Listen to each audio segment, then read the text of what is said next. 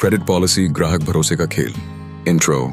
दोस्तों, बिजनेस में असली खेल प्रॉफिट का नहीं बल्कि कैश फ्लो का होता है।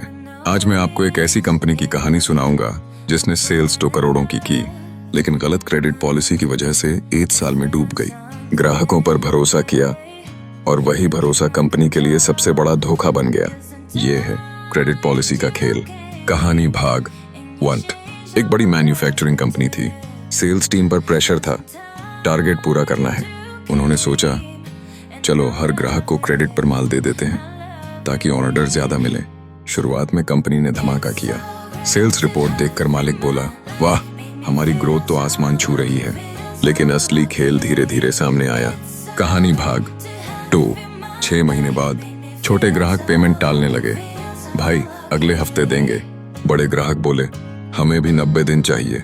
और कुछ ग्राहक पूरी तरह गायब हो गए। कंपनी का माल तो बिक गया लेकिन बैंक अकाउंट खाली था। वर्किंग कैपिटल अटक गई। कच्चा माल खरीदने के पैसे नहीं, सैलरी रोकनी पड़ी, यहाँ तक कि बिजली का बिल भी अटक गया। कहानी भाग 3। अकाउंट्स में सब कुछ चमकदार दिख रहा था। कंपनी का प्रॉफिट पेपर पर करोड़ों का था लेकिन कैश फ्लो 0। और जब ग्राहकों ने डिफॉल्ट करना शुरू किया तो करोड़ों रुपए बैड डेट में बदल गए।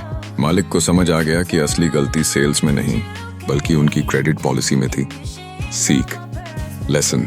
दोस्तों, याद रखिए, हर ग्राहक को क्रेडिट देना मतलब आंख बंद करके भरोसा करना है, और आंख बंद करके भरोसा बिजनेस की सबसे बड़ी गलती है। आउटरो।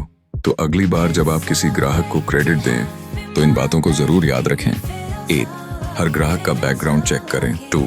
क्रेडिट लिमिट और पेमेंट टर्म्स लिखित में तय करें। 3. समय पर फॉलो अप और रिकवरी सिस्टम रखें, क्योंकि बिजनेस की असली जीत सिर्फ सेल्स बढ़ाना नहीं बल्कि कैश फ्लो को सुरक्षित रखना है। दोस्तों, ये थी कहानी क्रेडिट पॉलिसी, ग्राहक भरोसे का खेल।